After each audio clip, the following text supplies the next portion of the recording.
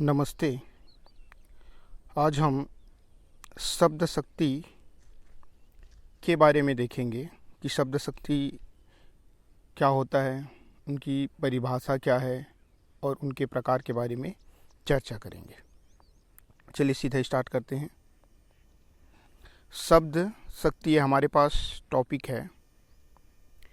सर्वप्रथम हम शब्द शक्ति जो शब्द है इनकी संरचना देखते हैं। तो ये दो शब्दों से मिलके बना है, एक है शब्द और दूसरा है शक्ति, यानी शब्द की शक्ति।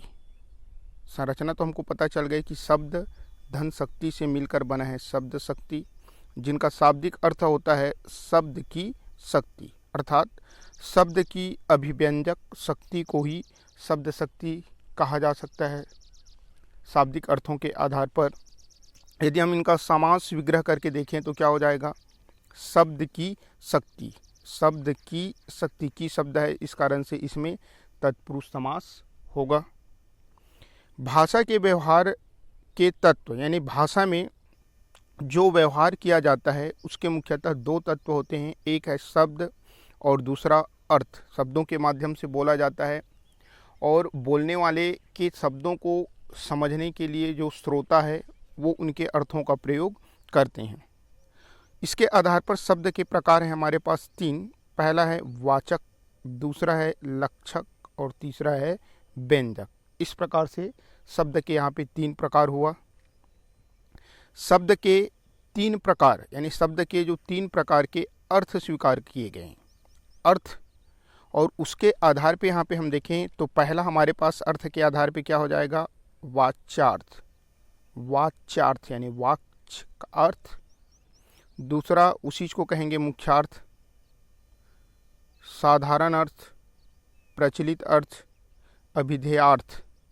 ये एक ही नाम है। वाच्यार्थ बोलो या मुख्यार्थ बोलो या साधारण अर्थ बोलो या प्रचलित अर्थ या अभियार्थ बोलो, यानी प्रचलित अर्थ या साधारण अर्थ, यानी जैसा बोला गया है वैसे ही समझना। दूसरा है अर्थ के आधार पर लक्ष्यार्थ, यानी लक्ष्यधन अर्थ, यानी लक्ष्य करके बोलना। तीसरा है व्यंग्यार्थ, तीसरा है व्यंग्यार्थ। अब इनकी परिभाषा देखते हैं। शब्द शक्ति की परिभाषा क्या होती है। शब्द का अर्थ बोध कराने वाली शक्ति ही शब्द शक्ति कहलाती है, यानी शब्द का अर्थ बोध कराने वाली शक्ति, यानी शब्द के जो अर्थ होते हैं उनके बारे में हमें ज्ञान प्रदान करने की जो शक्ति होती है उसी को हम शब्द शक्ति कहते हैं।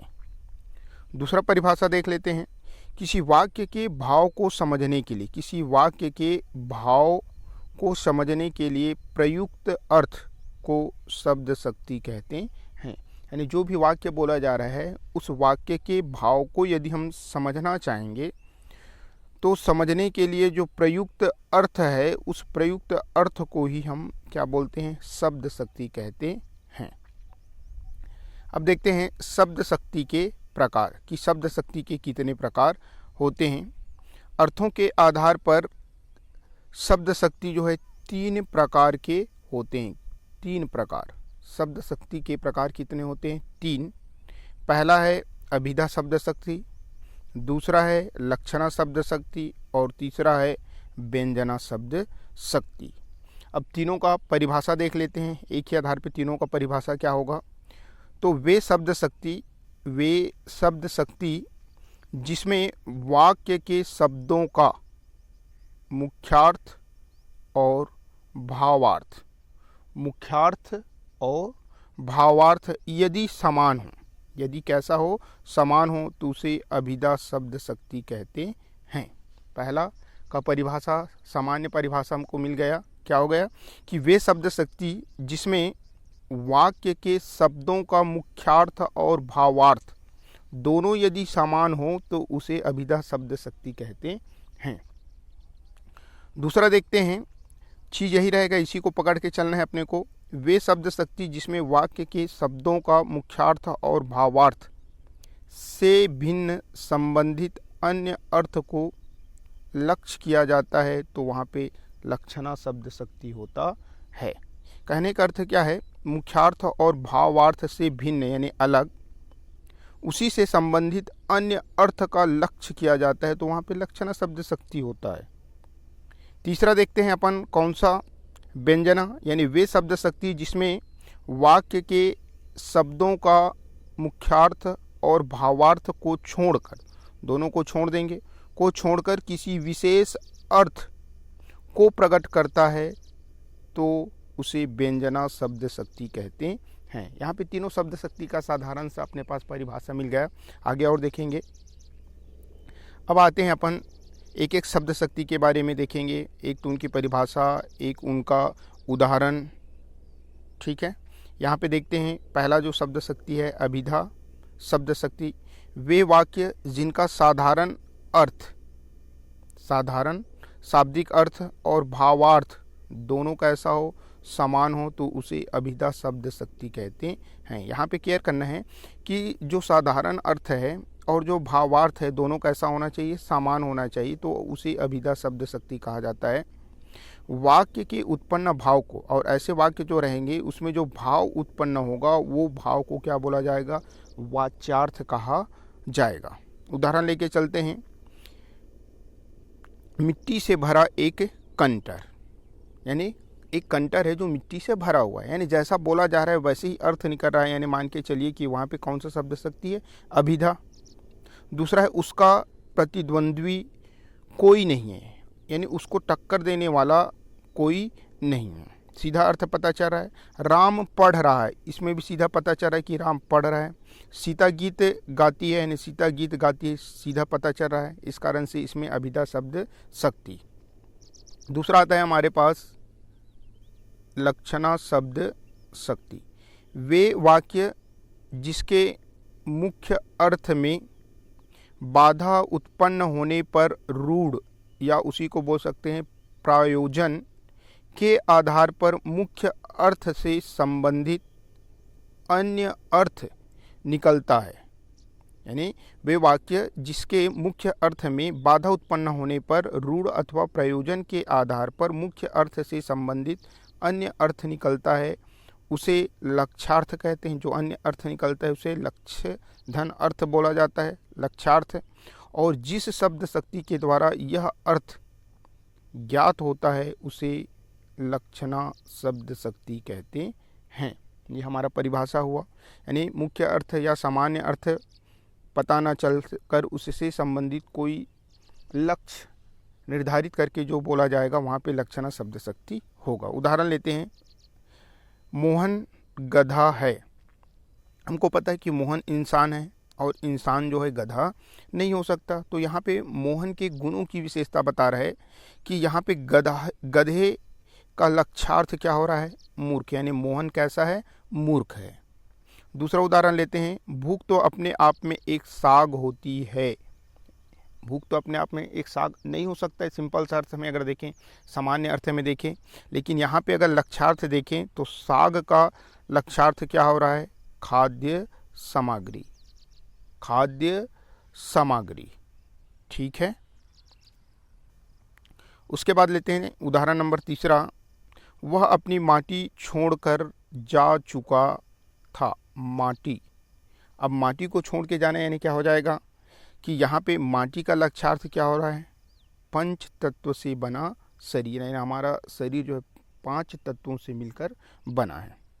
चौथा उदाहरण लेते हैं, गरीब आदमी का शमशान नहीं उजड़ना चाहिए। यहाँ पे शमशान शब्द का लक्ष्यार्थ है घर, यानी गरीब आदमी का घर नहीं उजड़ना चाहिए। यहाँ उत्पन्न भाव, यानी लक्षणा शब्द शक्ति में जो भाव उत्पन्न होता है उसे क्या बोला जाता है, लक्ष्यार्थ कहा जाता है। इसके अंतर्गत कई मुहावरे आते हैं। तीसरा देखते हैं, व्यंजना शब्द शक्ति। व्यंजना शब्द का अर्थ होता है रहस्य खोलना या स्पष्ट करना। जब अभिधा और लक्षणा के विराम लेने पर, यानी दोनों विराम ले लेता है और विराम लेने के बाद जो एक विशेष अर्थ निकलता है तो उसे व्यंग्यार्थ कहते हैं, और जिस शब्द शक्ति के कारण से ये अर्थ निकलता है उसे व्यंजना शब्द शक्ति कहते हैं। यानी क्या यहाँ पे क्या हो जाएगा कि अभिधा और लक्षणा जो है विराम ले लेगा, दोनों का कोई अर्थ या कोई महत्व नहीं होगा और उससे संबंधित एक विशेष अर्थ निकलेगा, उसी विशेष अर्थ को व्यंग्यार्थ कहेंगे और जिस शब्द शक्ति के द्वारा ये विशेष अर्थ निकलेगा उसी को व्यंजना शब्द शक्ति कहते हैं। इससे उत्पन्न जो भाव होता है वो कैसा होता है, व्यंग्यार्थ होता है, यानी इससे उत्पन्न जो भाव रहेगा उसे व्यंग्यार्थ कहा जाता है। जैसे उदाहरण लेके चलते हैं, इसमें व्यंजना शब्द शक्ति में एक खासियत होता है कि समय के आधार पर या व्यक्ति के आधार पर सुनने वाले जो है इनका अलग अलग अर्थ निकालता है। जैसे यहाँ पे देख लेते हैं, संध्या हुई, उदाहरण पहला है संध्या हुई, यानी जैसी संध्या हुई यानी शाम हुआ तो अलग अलग लोगों के लिए अलग अलग कंडीशन में अलग अलग अर्थ होगा। जैसे विद्यार्थी के लिए क्या हो जाएगा, पढ़ने का समय, संध्या हुआ तो विद्यार्थी लोग जनरली शाम को पढ़ते हैं, शाम को वो पढ़ने के लिए बैठ जाएंगे। बुजुर्गों के लिए इनका अर्थ क्या होगा, संध्या भ्रमण, यानी बुजुर्गों को शाम को भ्रमण करना चाहिए, टहलने के लिए निकलना चाहिए। गृहिणियों के लिए क्या हो जाएगा, गृहिणियों के लिए पूजा करने का समय और खाना बनाने का समय हो जाता है। उसी प्रकार से संध्या होने पर अगर आप देखोगे तो चिड़ियों के लिए क्या हो जाएगा, अपने घोंसले में जाने का समय। अगर रावत लोगों के लिए देखोगे तो जो जानवर चराने के लिए ले जा रहे थे उनको वापस लाने का समय, यानी हर के लिए इसमें अलग अलग अर्थ निकल जाता है व्यंजना शब्द शक्ति में। उदाहरण और है, घर गंगा में है, घर गंगा में है, यानी किसी का घर तो गंगा के अंदर नहीं रह सकता, लेकिन इसमें बताने का क्या प्रयास किया है कि घर गंगा की भांति, घर जो है गंगा की भांति पवित्र एवं स्वच्छ है।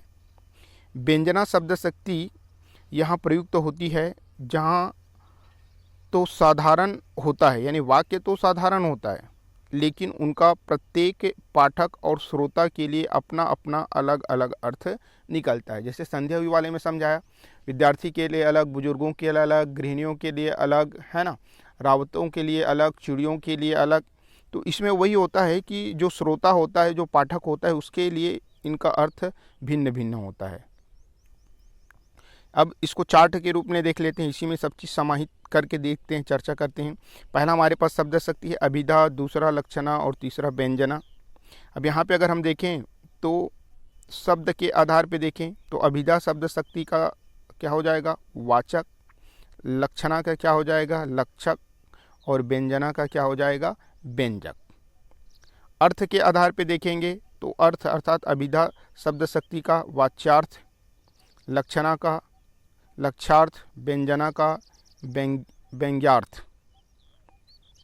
परिभाषा इसी से यहीं पे बनाना चाहेंगे तो दो चीज़ों को पकड़ना है, पहला मुख्यार्थ और दूसरा भावार्थ।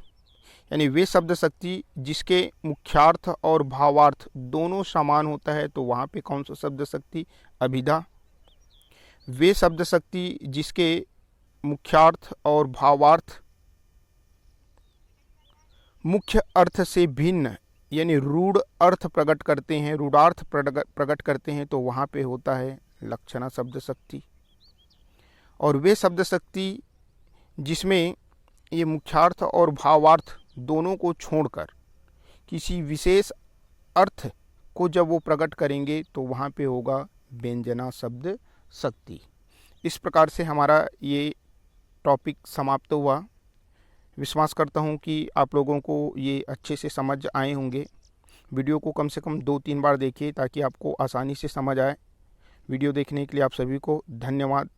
और मेरे द्वारा जो भी वीडियो भेजा जाएगा हिंदी क्लासेस चैनल में भेजा जाएगा, यदि आप इनको सब्सक्राइब करते हैं, बेल आइकन को दबाते हैं तो आपके पास नोटिफिकेशन पहुंच जाएगा।